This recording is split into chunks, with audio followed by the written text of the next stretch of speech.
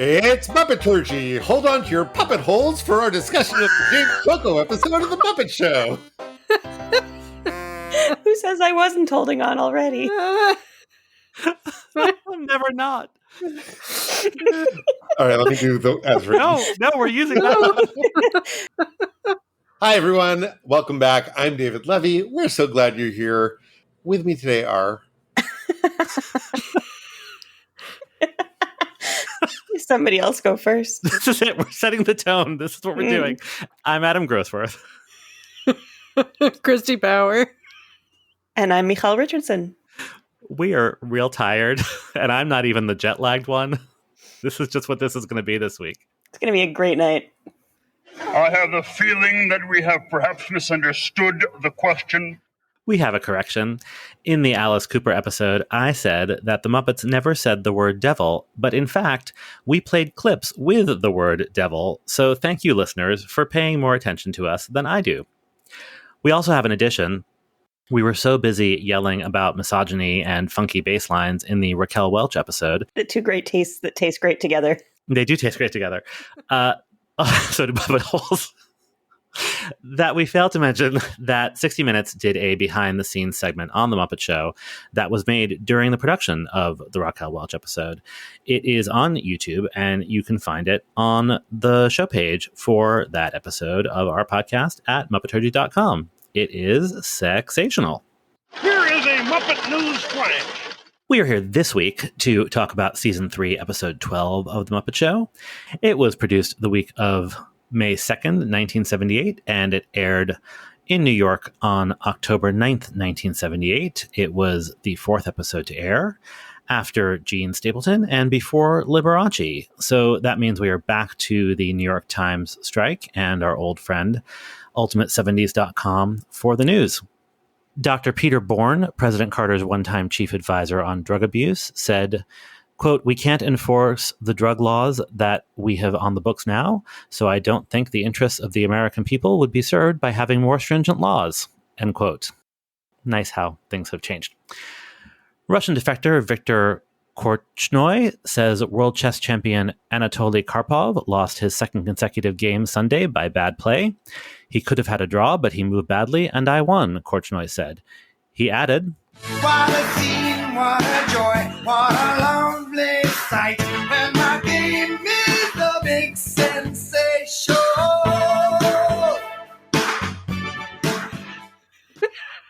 That was really just for Christy. All right. Well, I was gonna say I don't know how you were able to say the words Anatoly Karpov. I see them written. I think Anatoly Karpov. So, yeah. I had a trick. The joke had to be in there somewhere, so I appreciate you. Thank you. Dolly Parton was named the Country Music Association's Entertainer of the Year. Future Muppet Show guest star and Loretta Lynn's sister, Crystal Gale, was named Female Vocalist of the Year for the second straight year. And Jacques Brel has died at age 49. No longer alive or living in Paris. Damn. Not well at all. Not well. I know. Pour one out. We have the results of a poll we discussed on an earlier episode, a weird poll. It turns out that California voters could scarcely care less whether Governor Jerry Brown marries singer Linda Ronstadt. When asked if their marriage would make people think more or less highly of the governor, the answers were 88% no difference, 6% more highly, 4% less highly, 2% unsure. So those are convincible. Yes.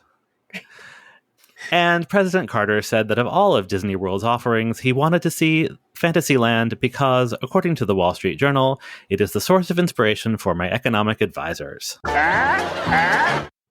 So ultimate70s.com doesn't have links. So it's unclear if he was at Disney World, if he was just making a joke. I don't understand, but you know. Do they have citations? Did they make this up? They say it's from the Chicago Tribune, but there's no link to the article, so it's just that. But you know, we're us, so I had to share. On the Cashbox Pop charts, Kiss You All Over by Exile is number 1. Still a banger. Summer Nights is number 3. Hopelessly Devoted to You is number 6. Still the and word. You Needed Me by future Muppet Show guest star Anne Murray is number 8. On television, on CBS following The Muppet Show, WKRP in Cincinnati, an hour-long episode of MASH entitled Our Finest Hour, and the aforementioned 12th Annual Country Music Association Awards. On ABC, football as usual. And on NBC, Little House on the Prairie is There's No Place Like Home Part 1, which we discussed at length on the Liberace episode when There's No Place Like Home Part 2 aired. That's one where they like basically reboot the series by burning down the town where they all live. Yeah, like they reboot it back to what it had been after half a season or a quarter of a season of being in the other place. Yes, they blow up the saloon and laugh about it. And laugh. It's real weird. So part 1 is where they all decide that they're unhappy. And then part 2 is where they blow shit up. Great. That was followed by the TV movie Secrets of Three Hungry Wives. When a millionaire playboy is murdered, suspicion falls on 3 married women, each of whom had an affair with him. Get out your Muppeturgy bingo cards. This starred Jessica Walter and Eve Plum as mother and daughter. Uh-huh. The younger wives were Gretchen Corbett and Heather McRae. Gretchen Corbett is the one of those names I didn't recognize, but she still works, and she is best known for The Rockford Files and Magnum P.I. And she's still hungry. She is still hungry. Where our guest star tonight is the wonderful and very talented Mr. James Coco. All right, folks, I'm a little under the weather this week, so God bless an actor with a simple biography. James Coco, born in 1930 in New York, grew up in the Bronx, started acting after high school. Made his Broadway debut in 1957, but his breakthrough role came in an off-Broadway revival of The Moon in the Yellow River in 1961, for which he won his first of 3 Obie Awards. He made his film debut in 1954's Ensign Pulver, and he had fruitful collaborations with 2 playwrights in particular, Terence McNally and Neil Simon. Among his McNally shows were the two-hander Next, opposite Elaine Shore, for which he won the Drama Desk Award, and the original production of It's Only a Play. His work with Neil Simon included a Tony-nominated turn in The Last of the Red Hot Lovers, a revival of Little Me, and the films Murder by Death and Only When I Laugh, which earned Coco nominations for Best Supporting Actor at both the Golden Globes and the Academy Awards, and for Worst Supporting Actor at the Razzies. He had a couple of failed attempts at television shows, and much greater success as a guest star, including an Emmy-winning appearance on St. Elsewhere. In 1984, he made a memorable cameo in The Muppets Take Manhattan. He's the rich businessman who drops off his dog at the kennel where Rolf is working. And that same year, he released the James Coco Diet, but I'll let Adam talk about that in a minute. People my age might remember him as the recurring character Nick Milano on Who's the Boss? That's Samantha's maternal grandfather. He died of a heart attack exactly 1 day after his final appearance on Who's the Boss aired in 1987. All right, so as we teased, Adam, during our prep for this, decided for some strange reason to order and read the James Coco Diet. So tell us about this book, Adam. Oh, let's be clear. I did not read it. It is generous to say that I skimmed it. But you purchased it. But I purchased it. So I am horrified by fad diets, especially of the past, but sort of fascinated by them. And I am fascinated in a funny way by like weird food of the 70s. There's a great like defunct, but it's still there, like just no longer updated blog that we'll link to in the show notes. That's all like I think are they Weight Watchers cards from the 70s. They're just like so gross. So this thing was like $2 used on Amazon, and I had some credits, so I spent no actual money and acquired this book. And actually, like I was disappointed that it wasn't funny. But also pleased. It's basically it's like mostly a memoir actually of like his weight loss journey, and sort of like shilling for this like very Southern California sounding like diet center that like sounds sort of lovely if you could afford to like go stay at a spa for a month, except for the fact that it's like extraordinarily calorie restricted. It's basically just a diet where you starve yourself is essentially what it is. So like it's not great, but it also like was not the horror show that I was expecting, at least the parts of it that I read. I'm sort of flipping through it now, and I'm seeing there's a part where he has a dialogue with himself. I actually misread that. I just misread Pat as, it says there's like lines for Pat and Jimmy, and I misread it as Fat Jimmy. So never mind. That's actually fine. So I don't know, like it's fine. The recipes are fine. They're just very, very, very small, and it sounds awful. But there's a part where he talks about like, going to film something in France, and he's like, "Yeah, I was in Paris. I wasn't not going to eat." Like, so like now we would call that a cheat day. That so like, yeah, it's fine. It was actually sort of boring, but it kind of made me respect him as like not being an insane person. In the screenshot you sent us, he talks about his weight while playing a particular role. And he says, though it was ideal for my character, the excess weight was pure hell for my sweet donkey Teresa. Yeah, like he had to ride a donkey in a movie. And he talks about that. Like he's charming. I mean, there's a co-author on the book, obviously, but like, yeah, I don't know. Like Structure House is the name of the place. That sounds awful. Yeah, I don't know.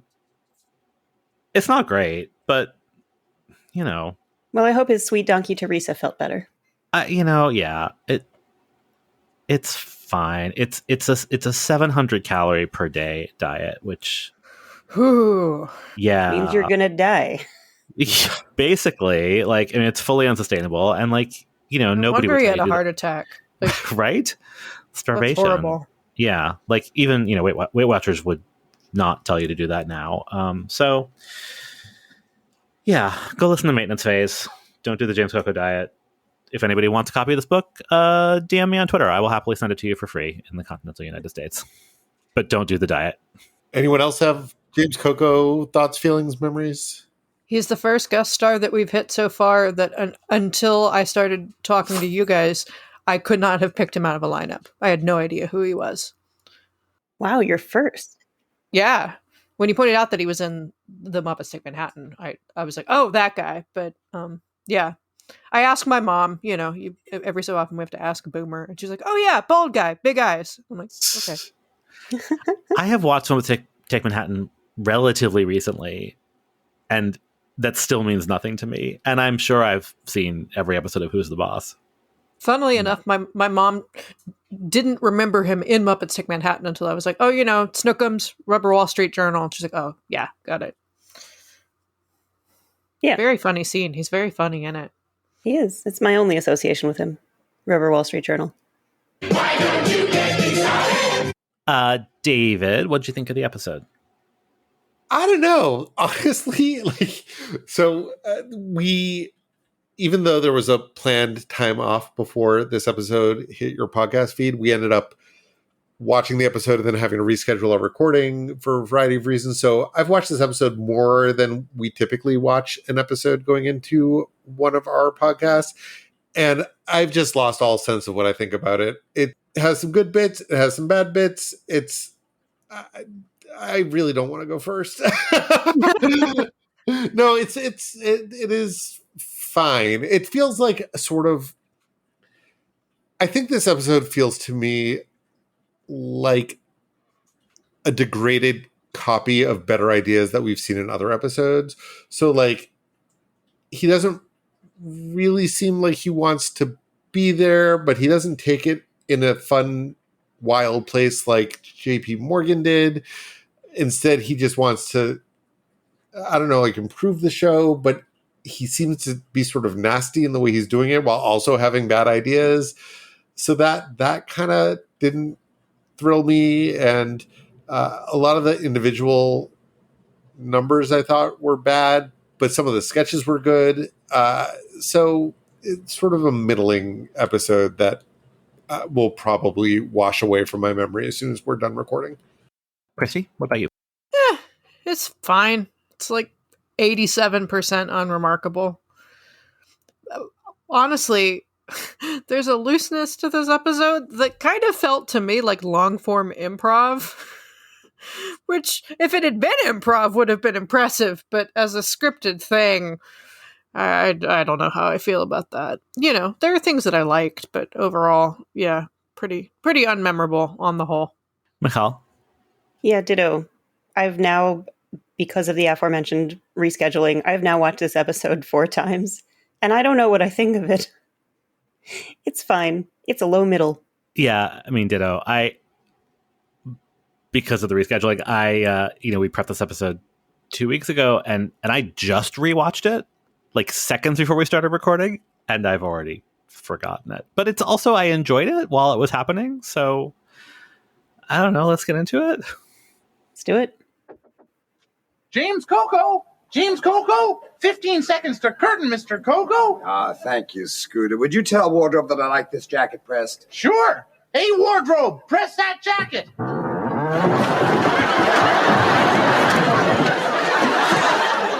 Anything else? No. Hang it all. It was just perfect, really. Sacre Blue Invaders! In case you haven't watched the episode, I will tell you James Coco is saying that line from underneath a wardrobe that annihilated him, not quite Beauty and the Beast style, because it just fell instead of leaping on him.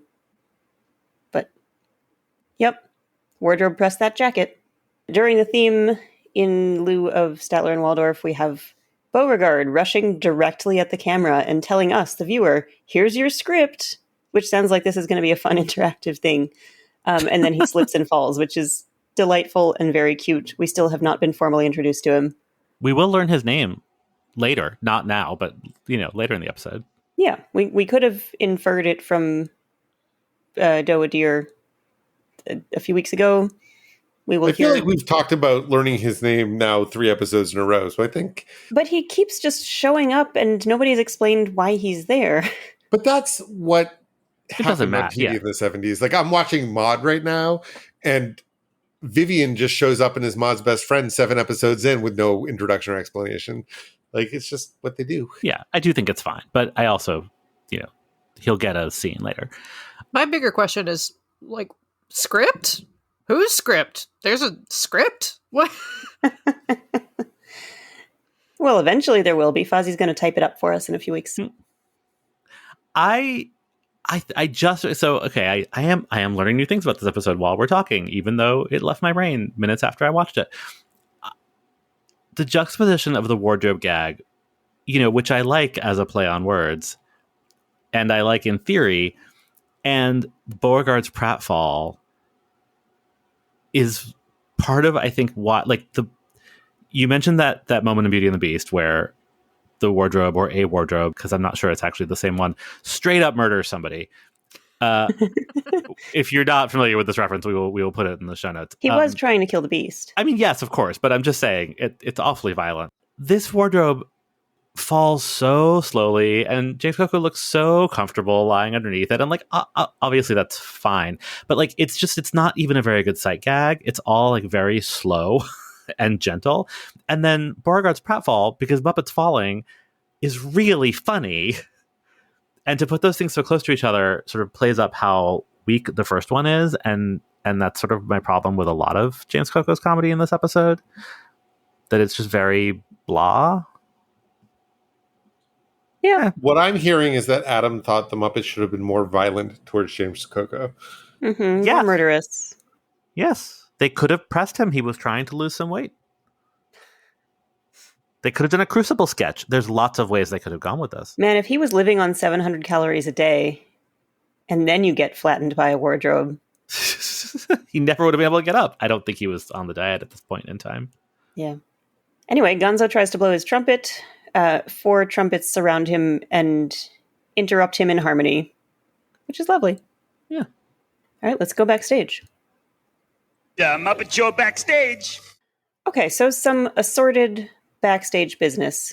We're going to have an underwater sketch that we'll talk about a little bit later. There's also some backstage aftermath, so let's cover that. Kermit, not fazed by all the water on stage.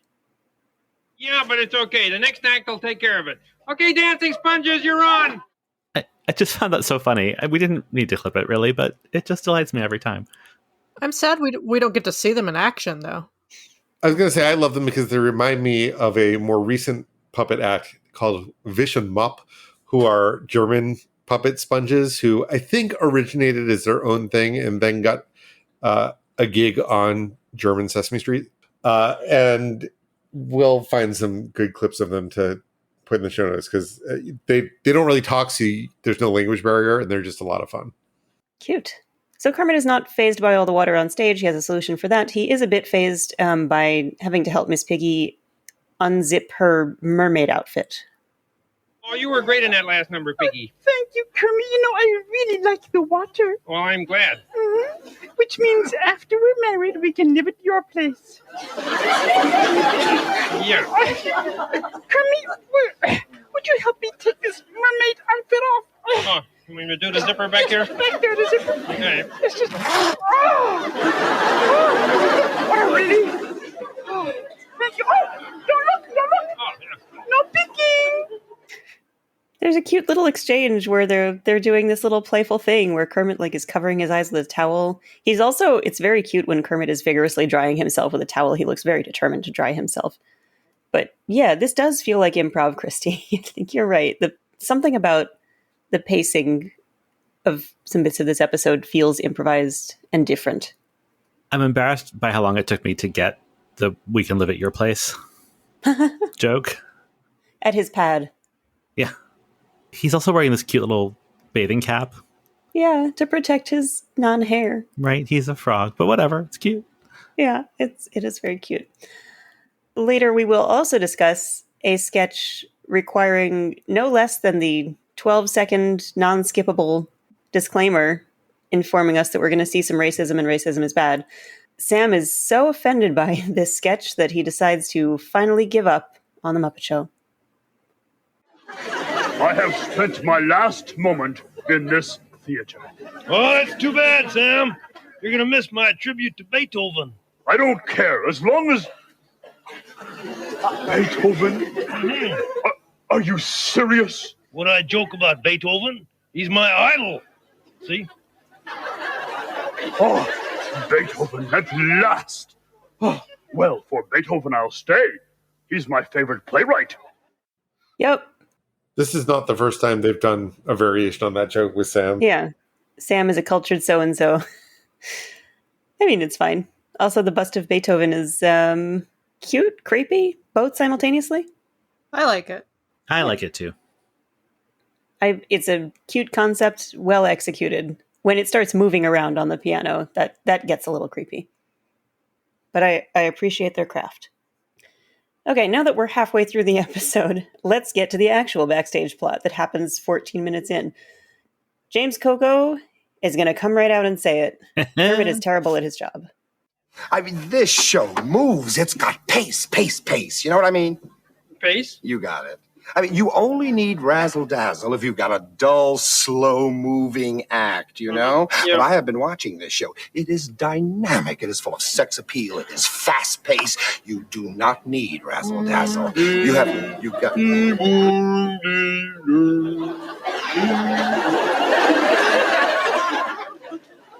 What is that? The next act. I love the way he says, "What is that?" when he sees the Swedish chef. I don't think it's James Coco's fault that this episode is oddly paced. No. Or that he seems nasty when he talks about how the Muppet Show needs more sex appeal and dancers and razzle-dazzle. It's just how it's written. It's a strange time, this episode. So as the latter half of this episode unfolds, James Coco imposes his directorial vision over the last few sketches. While the Swedish chef is attempting a banana split, there's a real banana and there's an axe. His banana split act is thwarted by a chorus of male pseudo-Spanish dancers. I don't know what genre to call them, but James Coco has sent them parading across the stage. They sort of seem to be flamenco, but I'm pretty sure that the music is Mexican. It's a little confusing. Dressed like mariachi, like they're dressed like Marvin. Maybe they're mariachi, but yeah, it's strange. Anyway, here's the chef.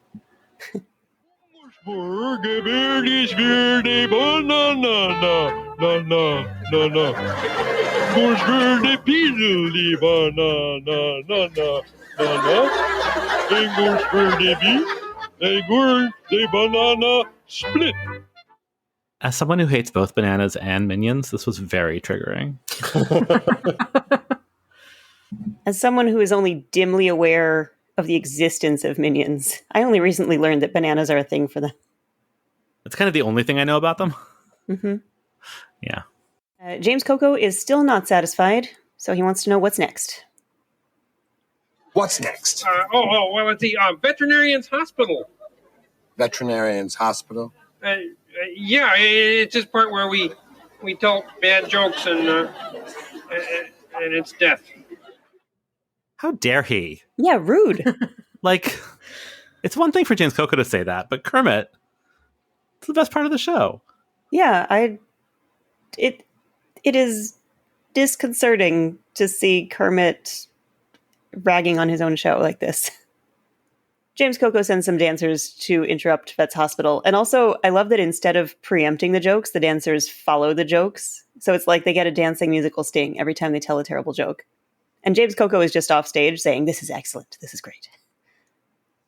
Oh, Dr. Bob, he has acute appendicitis. I don't care how cute it is, it has to come out.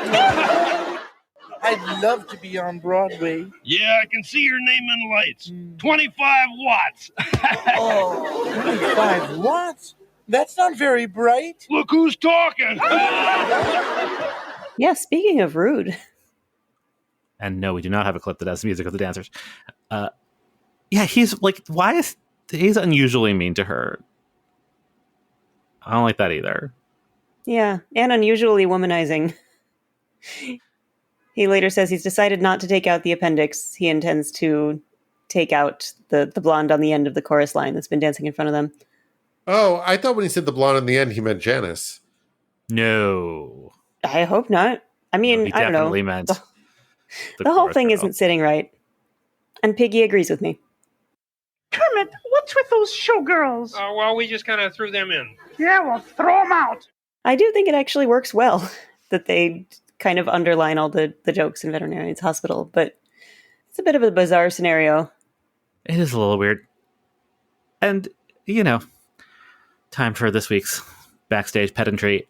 James Coco spends this whole thing, like, flipping switches or something on what I always believed to be an intercom box. And somehow, like, that's making light cues happen. And he's talking to people who are maybe on stage at the time. And I don't know. I hate it. I mean, there are a lot of switches on that intercom. Yeah, that's true. I just always thought they were, like, to talk to different parts of the theater. That makes sense. Which is a real thing. Anyway, this is all super weird. And I think James Coco's doing more harm than good. You go, James Coco.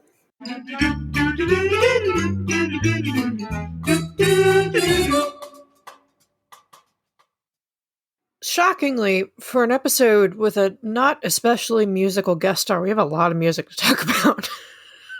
Do it. We start Under the Sea. Follow the storm in our little hideaway beneath the waves. Resting our head on the seabed in an octopus's garden near a cave. We would sing and dance around because we know we can't be found. I'd like to be under the sea in an octopus's garden. Remember when I said that this episode was like 87% unremarkable? This is in the 13% that is. So this is Octopus's Garden by our friends, the failed skiffle outfit, the Beatles. It was written by good old Ringo Starr with a little help from George Harrison. If you watch the Get Back documentary that's on Disney Plus, it was apparently only the second song that Ringo had ever written, so he kind of needed some help from his friends, so to speak. I really enjoyed that bit. Yeah. Where Ringo shows up and he's like, I got this idea. It has like 5 words and 2 chords. And George is like, what if it had 4 chords? And an additional dozen words. It's very sweet, but at the same time, you're like, oh my god, these are the most famous musicians in the world. What's happening? And they're all wearing like amazing sweaters and ascots, and it's a beautiful thing. Yeah. If you haven't watched the Get Back documentary, it's a good thing to have on in the background too, because it's very, very, very long. It's very long, but it's delightful. And yeah, I found a fun anecdote about the origin of the song on Wikipedia. So apparently it came about when Ringo was on a boat with Peter Sellers in Sardinia in 1968. He'd ordered fish and chips for lunch, but instead of fish, he got squid. And it was the first time he'd ever eaten it. And he said, it was okay, a bit rubbery, tasted like chicken.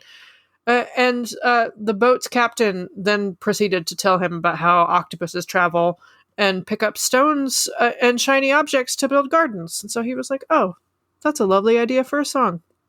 None of that sounds like it could have really happened. Yeah. I mean, or it could only have happened in 1968. Yeah, to Ringo Starr. Yeah. So our singer here, in lieu of Ringo Starr, is the controversial nephew of Kermit Robin. Controversial. And his puppet hole. Well, that's the only part of him I thought was controversial.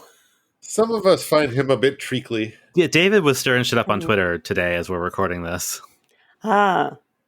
This is not the first time that I have expressed ambivalence about Robin. I think I've been pretty consistent in saying that I find him questionable. This is actually one of my favorite Robin songs as far as Robin appearances go. Yeah, same. This is delightful. I love this. Yeah, ditto. This was on one of the VHS compilations that was just songs. So this was my first time seeing this in context. And yeah. Good news. There isn't any. Yeah. I mean, it's so good that longtime listeners will remember, especially during season 1, we used to complain when the opening number was totally divorced from the guest star. But this was such like a breath of fresh air that it did not occur to me until just now that this was an opening number that was totally divorced from the guest star.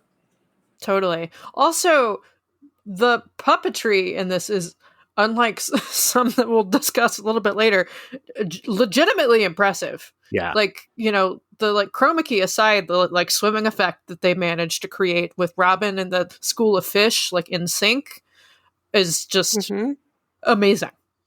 I mean, we should talk about the puppet hole comments we keep making because David, you should explain that. Well, so I agree that the puppetry is very impressive, especially the synchronized swimming, but because of the way the chroma key works on many of the fish, and unfortunately, especially for Robin, the place where the puppeteer's arm meets the puppet is just very evident, and I find that very distracting. Yeah, so the bottom of the Robin puppet just looks like the bottom of a glove. It's just a big circle where the sock just drops off. Whereas Kermit, when you see him, the chroma key works because I guess he didn't have a sock underneath the body of the puppet for that particular puppet. So you're seeing this, he's got a little tummy. They've tapered it in. It makes sense. You're seeing the whole Kermit. It doesn't look like you're seeing the whole Robin. It looks like Robin was once a cylinder that was sawed in half. Yeah. Yeah. I think they try to hide it with angles, but they fail the most on Robin. And it's like, it's not just that you're like seeing a part of the puppet you're not supposed to see, but like it's sort of the way that it stretches. Like it's all kinds of things that, you know, because the arm disappears in the effect, it just looks real weird. And there's so much to look at in this clip. Like there are octopuses playing drums. I mean, it looks a lot like Under the Sea in Little Mermaid. It really does. Yeah. There's little lobsters and a whole there's rhythm so section. Much to see. This is a high effort production, and still your eye is drawn to Robin's butt. I mean, and also if you've seen the Ed Sullivan sketch when the Muppets appeared on the Ed Sullivan Show and sang Octopus's Garden, also where my brain goes is I kept hoping that there would be an octopus making jokes, and there wasn't. It's just Robin singing sweetly. So yeah, for me, this was ruined because of this. Yeah, I had never heard this before, this Ed Sullivan, until you shared it, and it is a delight. Hey, do you sing that way on porpoise? Below the storm, in our little hideaway beneath the waves. Did you see my haircut? I got scalloped too. On the seabed, in an octopus's garden, here I came. Sing louder, I'm hard of hearing. We would sing and dance around because we know we can't be found. Oh, sing that tuna with soul. I'd like Just such a completely different vibe. The arrangement, like everything about it. In my household as a child, Abbey Road was a children's album, though I think that this is the only song that could actually be called a children's song on it. But Maxwell Silverhammer sounds like a children's song. Here Comes you the don't Sun. actually- If you squint. Yeah. And so I don't actually know if like I heard this song first on the Muppet Show, which is true of a lot of classics, but like it's like they're fully intertwined. Like I have memories of being a kid and listening to the original and picturing this. Like this is what this song looks like in my head to this That day. makes sense. I definitely knew it from the Muppets before I knew it from the Beatles. Yeah. And I didn't quite realize till I saw it again. Like, cause it's not like the image of it in my head isn't like Miss Piggy and Kermit, but it's just like a vague memory of this. And then this started playing and I was like, oh, that's where that came from. It's great. It's definitely one on that list of, oh, this wasn't written for them. That surprised me over time. Rag Mop, you know. No, it was written about Ringo Starr's Squid Lunch. Who'd have thunk? I do want to talk a little about Kermit's intro of this number. First, we're going to open tonight's show with an underwater fantasy. So without more ado, last one in is a sissy. Like, I understand, like, last one in's a rotten egg. Like, this is a thing. But last one in is a sissy? Really? That, I sat with this a little bit because it was like, that seems like a particularly harsh line to include in an episode with James Coco, who is pretty much acknowledged now was a closeted gay man. Except that then something in the back of my brain was like, oh, I think that's a thing we used to say when we were little. So, like, I think that was just sort of like a common schoolyard phrase. And just by the time that we were a little bit older, that had already fallen out of fashion, so that like I really had to kind of dig back into my memory to remember it. But I think it was a thing. Okay. Yeah, I don't think that it always had the implications that it later had, but still the I implications think it's the were never opposite. I great. think that it lost the implications that it had. Oh. Yeah, I mean, it didn't even like strike me that way. It just was like, it just seems so weird. Especially because they're like fully like under the ocean. It's not like a pool. I don't know. It just seemed very out of place. Yeah, I mean, he's not using it like a slur, but even as I'm trying to analyze it, I'm trying to justify it in my head as like, oh, well, he doesn't mean it's not a slur. He's just saying, well, if you're not in the pool, you're a wimp. Wait, that's not a nice, like, that's not any better. Like, even throw if like said a last girl. one in I don't know, was a man. rotten egg, it still would have seemed weird to me, but Sissy felt extra weird. I don't know. I'm overthinking it, as I tend to do, but No, you're not wrong. Well, that was different. Did you like it? No? Then it wasn't different. So in the disclaimer triggering racist sketch that we will talk about, we get a snippet of a song that we will talk about in full in season 5, but let's play the clip just because I find it sort of delightful. Oh, Danny boy, the paths are called. No good. Well, just no rhythm, no pace. Not even good looking. So yeah, it's Danny Boy, which the melody is a traditional Irish melody known as Londonderry Air. You have to say that very carefully. No, still got me. London Puppet Hole. And I'm shocked to report that the lyrics were written in the 20th century. They were written by an English songwriter named Frederick Weatherly in 1913. So shout out to the public domain, but still, I would have thought that the words were as old as the tune, but they are not. The more I know. I went looking to see if I could find out why this became the sort of cliched go-to song for sad funereal moments. And I didn't find the answer, but there was a funny note on Wikipedia that I guess the Catholic Church has barred the singing of the song during Mass. Huh. Wow. Because it became so popular during funerals that they were like, not during the Mass. Wow. That's incredible. Yeah, I just immediately think of the episode of Schitt's Creek where it becomes a running gag. Good times. So now, let's hear about Sam the Eagle's favorite playwright. All he used were 8 little notes, just 8, count 'em 8 like these. He'd mix and match and hatch a batch of catchy melodies. Now I could take 2 notes and come up with nothing of note. Mr. B took a G and a flattened E and wrote. Wasn't that fantastic? It's 8 Little Notes, which was a song cut from the musical Snoopy! Wait, I didn't hear all the exclamation marks. Snoopy! Oh, thank you. There you go. So we've talked about Snoopy before. It was a musical based on Peanuts with music by Larry Grossman, who worked on the music staff of this show, and lyrics by Hal Hackety. And yeah, the song was cut from Snoopy. I presume it was a Schroeder song, as Schroeder, like... I fucking hope so. Ralph, yeah. I mean, there's no information about it because it was cut from the show. Like, it was repurposed as a Muppet song. But I also want to give a shout out to the Lego Ralph that came out recently because he has the bust of Beethoven with him. Yeah, a very cute little self-satisfied bust of Beethoven. Yeah.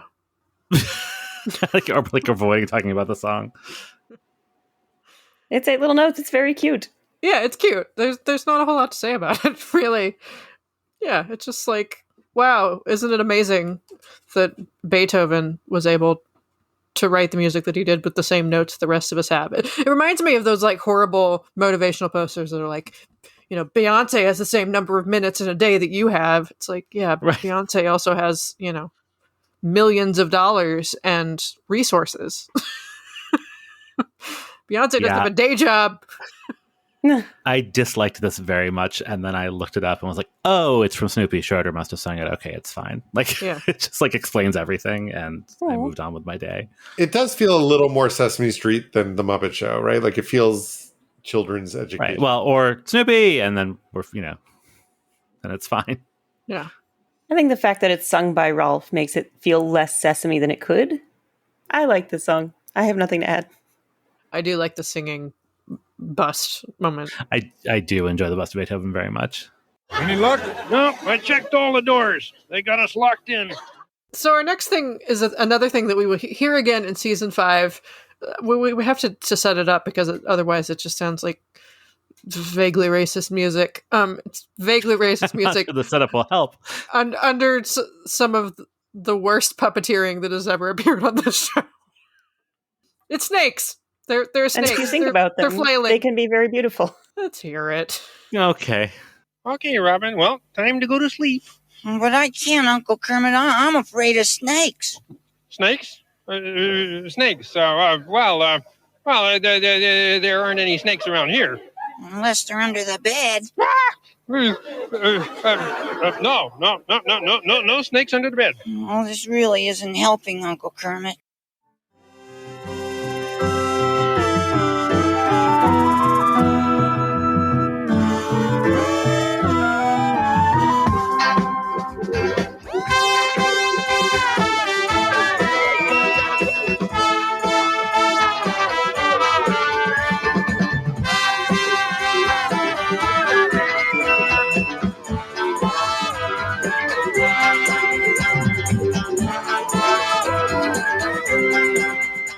That was cut from Joseph and the Amazing Technicolor Dreamcoat.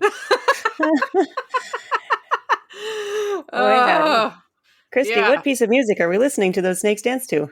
I'm so glad you asked me, Hall. This is In a Persian Market, which is a piece of light classical music for orchestra and optional chorus, and I'm dying to know what the chorus was saying. Wow. Are they just singing la la las? For everyone's sake, I hope so. There are lyrics because I found Sammy Davis Jr.'s cover of it. Really? Oh. Well, that'll be on the show page. All right. I will have to investigate this later. Yeah, so this was in the 1920, shout out to the public domain, by Albert Patelby, who was Britain's first millionaire composer. He wrote a lot of these pieces that were sort of orchestral choral pieces that were supposed to evoke quote unquote exotic locales. There was one called In a Monastery Garden. There's In a Persian Market, which was this, in a Chinese temple garden, and in the mystic land of Egypt. Those all sound like this, don't they? I would guess, yes. I have an addendum. Sorry. The lyrics that Sammy Davis Jr. sang to this tune were written in the 60s by Hal David. Oh, okay. Well, somehow that's worse. Yeah. And he apparently was the Ferd Grofe of Britain because he had a piece called Cockney Suite. And it was very popular. And yeah, a lot of it was best-selling during his career, but his popularity declined during the Second World War. And in 1949, he moved to the Isle of Wight, and he died there in obscurity. So sad for old Albert. Well, yeah. So this is just fun all around. This song did appear to have a minor resurgence in the late 50s, early 60s. In addition to Sammy Davis Jr., I found covers by Billy May, who is sort of like a late big band swing arranger, and also by Esquivel, who is one of those space age music instrumentalists. So people had fun with this. Glad someone did. I think the song is not bad. The dancing snake. Yeah, I mean the song is fine, and I appreciate this. I mean, it's cheesy, but this 70s rocky. And the snakes are having fun of it. I'm glad someone is. Yeah, but the puppetry is so bad. They're just being flung around. They're being flung around. They keep overlapping each other. I can't tell. So it's. I don't think it's chroma key. I think they're just black on black. But I don't know if we're supposed to be looking down on the snakes on the ground or if they're flying somehow. But that's fine. It's the fact that Robin's dream. They're swimming through each other, and some of them are translucent some of the time. I assumed it was chroma key. Oh yeah, there is. You're right. There is some chroma key because some of them are translucent. Yeah, and they keep whacking into each other, which does not look deliberate because they're doing these sort of swirly things. It just is they're just floppy, and it's both dull and it looks sloppy. And sorry, I'm sort of ranting. I love when they do stuff like this. Pot, kettle. I love when they do stuff like this. I want them to do stuff like this. I want all the styles of puppetry imaginable. I want weird stuff. I want non-Muppety Muppets. I want it all. I just want it to look good. And this does not look good. Yeah, that earlier this episode, in their opening number, they did beautiful chroma key work. Right. They just ran out of time and money or something. This feels very thrown together at the last minute. Was this a UK spot? Yes, I'm almost certain. Yeah, it does feel like it was thrown together in a rush, and the Kermit and Robin in the bedroom doesn't quite make sense. But Kermit and Robin in the bedroom is a fairly elaborate set for something thrown together in a rush. It is. But it's also made out of stock parts. That set is just it's a wall and a window and a bed, and but somebody those built are all that things bed. Yeah, but I'm sure it's a bed that they either used before or will use again. Yeah. It's just. But the set is also dressed it looks like some weird grandma's room. I'm not sure where they're supposed to be. Is that Kermit's house? Is it Robin's house? Do Robin and Kermit live together? Yeah. I don't know. Those are all fair questions, but I'm also confident those are all pieces that were in stock. It's Robin not. just appreciates a cottagecore aesthetic. Yeah, there is you heard in that clip where Kermit does a mock. Oh no, are they under the bed? And checks, and that is a delightful bit of puppetry. Yeah, because his legs go up in the air and feet shoot up. Yeah, there'll be a gif of that in the show notes. I mean, I think the joke with the chroma key bit is that we're supposed to assume that while they're dancing and swimming around, it's intricate and beautiful, and then at the end they do this laughing thing because it's supposed to look like they've tied themselves into knots over the course of their dance. I think that there's supposed to be a joke there. Okay. I didn't catch it, and no. I also watched this 4 times. Speaking of not catching things. Catch a falling star and put it in your pocket. Save it for a rainy day. For love may come and tap you on the shore. Hey, your pants are on fire. One star, let them What are you doing? What are you doing? No! Ooh, ow, ow, ooh, ow. So this is Catch a Falling Star, which was a song written by Paul Vance and Lee Pockris that was made famous, in fact, made a very big hit by Perry Como in 1957. It was Perry Como's last number one. It reached number one on Billboard's Most Played by Jockeys chart, but not the overall top 100, where it reached number 3. But here's a fun bit of trivia. It was the first single to be certified gold by the RAAA in 1958. I want to say elementary school chorus sang the song. Our version did not meet number one.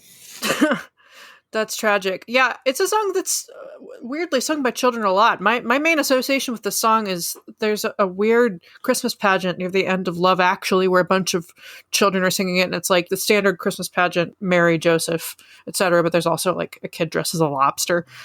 Yeah. Also, I did not know until I started doing research for this episode, Perry Como's full name was Piorino Ronald Como.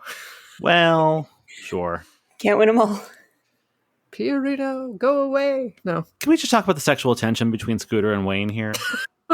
He does say love will come and tap you on the shoulder. And then Scooter taps him on the shoulder. It's great. And says his pants are on fire.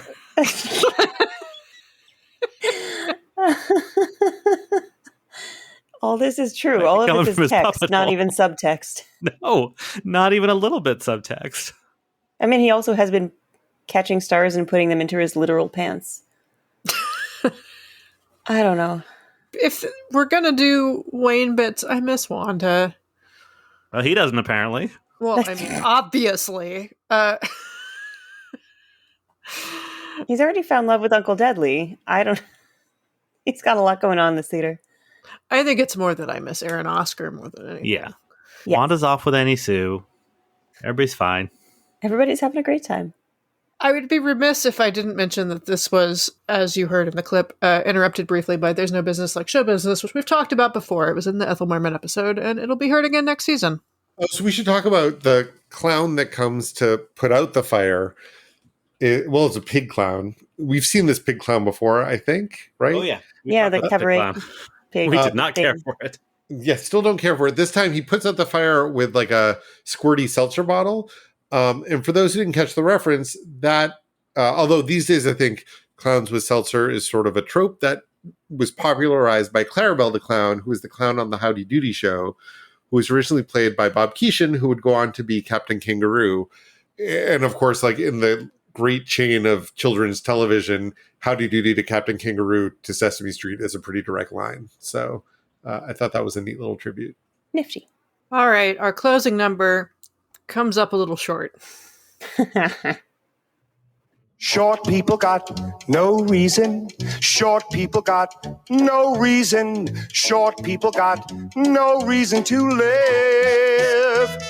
They got little hands and little eyes, and they go around telling great big lies. They got little noses and tiny little teeth. They wear platform shoes on their tiny little feet. Well, I don't want no short people. I don't want no short people. I don't want no short people out here. It's Short People, which is a song that was written and originally performed by Adam's favorite, Randy Newman, in 1977 on an album called Little Criminals. It peaked at number 2 on the Hot 100. It apparently, baffling. It's not a song that I feel like makes sense on the radio, and yet it made it there somehow. It doesn't make sense the anywhere. 70s, nothing made sense. I mean, fair. But just like, why is this song? Randy Newman wrote a lot of sort of winking political commentary type songs, and this was his way of trying to do social commentary parody about racism. But yeah, I had to look that up to understand that too. Yeah, like novelty songs, still can chart, but even so. Yeah. Anyway, I sorry, mean, Christy, please. Yeah. Continue. Yeah. It was kept out of the number 1 spot by Baby Come Back by Player, another banger. Yes. And Staying Alive by the Bee Gees. Heard of it? Quite famously a banger. Yeah. We're going to hear of it again real soon. Yeah. Yeah. Spoiler. But most notably went to number 1 on Cashbox, baby. I got excited about that. Funny story about this song. In 1978, a delegate in the Maryland state government named Isaiah Dixon attempted to introduce a law making it illegal to play short people on the radio in Maryland. Or at least during Mass. Yeah, I don't think the Catholic Church would be too happy about that being sung in Mass either. We should see if they've made any Being official. Catholic sounds terrible. But yeah, he was advised by the Maryland Attorney General that it would be a violation of the First Amendment, so he dropped it. Wow. So this performance is James Coco. We finally get to hear him sing. And I don't think he's a bad singer. I don't think he's a good singer. He does okay.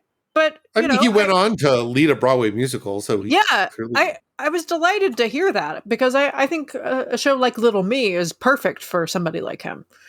Musical comedy, like old school musical comedy, is something that I think was probably in his wheelhouse. But the thing that I love most about this is that he's backed up by a band of short Muppets that includes Mana and Droop. Droop Unite. And Shaky Sanchez. Yes. A bunch of our season 1 faves are back. Yeah, Droop was so obscured by all the other short Muppets that I missed him the first couple times. I also feel like they made his eyebrows even bigger. They did something to Manamana's eyebrows. Yeah, maybe. I just feel like his face was so obscured. But once he was noticed. And there's also these 3 backup singers who are real weird looking. And then they do this very, very 70s split screen at one point that was very strange and unnecessary with the backup singers. I enjoyed the backup singers. I didn't mind them. It just was like there was a lot happening with those, a lot of 70s-ness happening. Because like on one side of the stage are all these familiar Muppets in the band, and then on the other side of the stage are these 3 new characters who are like the most 70s that ever 70s. And in the middle of it is James Coco telling us that short people should die. So James Coco, by the way, only 5'10", which is average. It's not right. particularly short. It's not like he's a tall guy. Sure. I assumed he was shorter, just based on the subject matter. All right. I am on record as not liking Randy Newman. I don't particularly like the song, especially when Randy Newman sings it. I found this delightful. Like, shockingly so. It's shot mostly at an angle, like at a low. Would this be a low angle or a high angle? It's shot from below, so that James Coco looks extra tall, and the Muppets, who are already quite small, like look much smaller. And the Muppets are like at ground level, which is not how you normally see them with a human. Yeah, so that they they really much smaller seem here. very short. He's having a blast. I don't know. I thought it was real cute. Yeah, So if I unlike didn't me. understand English, I would have enjoyed this. Yeah, I don't know. It didn't bother me. I get it. Like, I get why it does, but I thought it was weird that none of the short Muppets in this number were offended by the number. It is cute that during the outro of the show, James Coco is worried that he might have offended short people. And then I don't know whether to continue to find this offensive, but I found it very cute that instead you see a bunch of tiny flags waving at the bottom of the screen as though there are very tiny Muppets cheering because they enjoyed the number, and then they carry Kermit away. And that tickled me. there is a sense at like this might just be projection, but actually I don't think it is, because like Droop and Shaky Sanchez in particular are naturally unhappy looking Muppets. Like there is a shot where they pan across the band and like they don't look like they want to be there. And then at one point James Coco picks Shaky Sanchez up by the nose and then drops him. So I did kind of get the vibe that like maybe the band is there against their will. Though the backup singers seem quite happy and they're also short. So yeah, hard to tell. That read doesn't really hold water, but I don't know. James Coco's having a good time at least. Never mind that jazz. Listen, Turkey. What? And get out of show business? All right, friends. We're not going to be able to get out of here until we have discussed the sketch that triggered the 12-second warning. In the sketch, Fozzie says that he's he's never been to see a real Roma clairvoyant before, except he doesn't say Roma, he says the other thing. And that clairvoyant turns out to be James Coco. James Coco is going to consult his crystal ball. This turns out to be inhabited by Beauregard, who doesn't really know what he's doing there. And then they're all unexpectedly visited by a real ghost, or at least a real Muppet ghost, who leads them all in a rousing chorus of Danny Boy. So it's a comedy sketch. I mean, it concludes with a song, but they're fine. They're doing fine. They're doing some cute jokes, but it all just feels strange and draggy. And whatever style of comedy they're doing doesn't suit the Muppets, even though you'd think that it would. I've got to know one thing. Yes, I can. Can you predict the future? I just did. That's it. That's all I clipped, because it's just not that funny. I mean, they're like doing that joke. jokes that are perfectly fine. And yet... Yeah, I will say, we keep calling the sketch racist, and I really think it's mostly the use of the word and like the costume. Like, he's not doing an accent. He does I'm a not couple of accents defending- briefly. Well, that is true. But compared to the Peter Sellers, Yeah, exactly. Yeah. the number, this is much less terrible. Yeah, like it's Yeah. it's the concept, it's the word, it's the costume, but then it all sort of gets dropped, and he's basically just James Coco, which I appreciated as these things go. Yeah. It's certainly not nearly as offensive as the Peter Sellers bit, but I get why they had to put the warning on it. Yeah, oh, totally. I also wonder if, like, where we talked about like there being a threshold, I wonder if the culturally ambiguous dancers later sort of like added another point. I don't know. Yeah, if this was 7.5 points and they were the other 2.5. Yeah. I thought this was better than some of their earlier attempts. I just don't get why this is so consistently hard for them. And it feels like they should like either only cast singers or people who are willing to sing or something. Like, I just, like, we know that Jerry Jewell can write a funny script, and we know that the Muppet performers can deliver a funny script and also can improv really well. So I don't understand why sketches are so consistently not good. Especially because Sesame Street is so chock full of hilarious, now classic comedy sketches. Mm-hmm. And granted, it's different writers, but at least at this point, at least one of the writers had come over from Sesame Street. So I don't even know what the excuse is. And they do Muppet only sketches that are very funny. Like, right, Vets Hospital and Pigs in Space are great. So I don't get it. Is Pigs in Space great? Well, it will be great. So maybe we're just getting there. But then when you throw a guest star in, something sets the writers off that they think they have to do something different. I don't know. I would like to posit that there is a better idea for a sketch hidden in this sketch.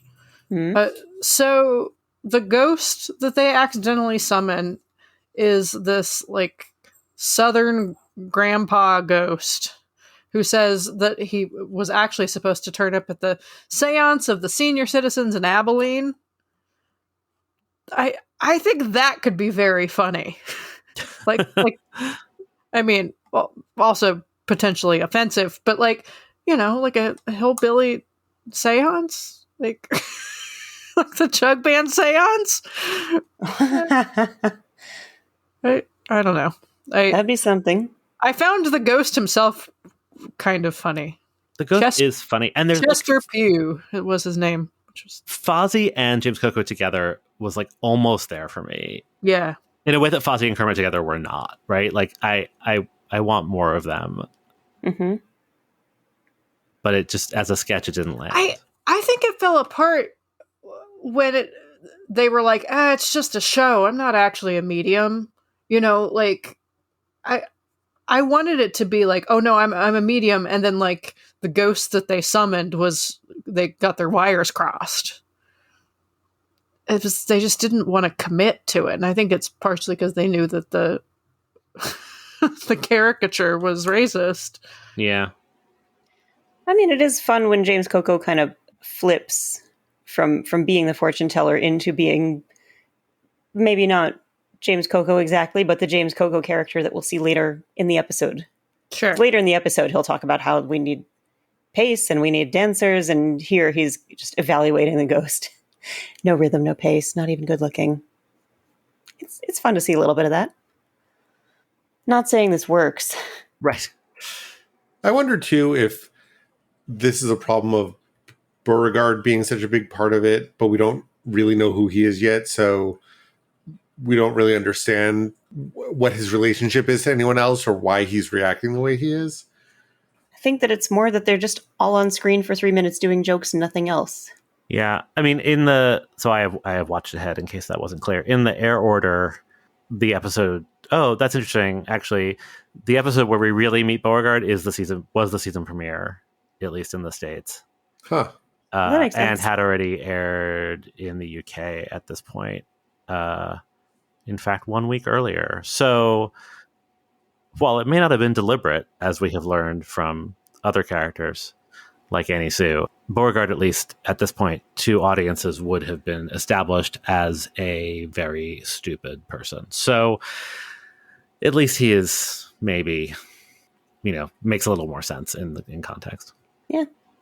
I don't think that necessarily makes him funny in the sketch, but at least he might have been understood. He's doing his best. They all are. What was that? It's called the medium sketch. The medium sketch? Yeah, it wasn't rare, and it certainly wasn't well done. I just hate that we're ending on a bummer sketch. Well, we've been talking about Robin's bum this whole time, so it's only fair. Well, shall we leave? Why should we leave now? The worst part's over. Thanks for listening to this episode of Muppeturgy. Next week, get ready for some cheap jokes at the expense of the Helen Reddy episode of The Muppet Show. You can find us on Twitter, Instagram, and Facebook at Muppeturgy or on the web at Muppeturgy.com. Our theme music was composed and performed by Christy Bauer. Our show logo was created by Todd Bryan Backus, and this episode was edited by me, David Levy. Yay! The conversation naturally flowed from cephalopod to cephalopod. Who among us has not taken our puppet hole from cephalopod to cephalopod? It goes sometimes. So, yeah.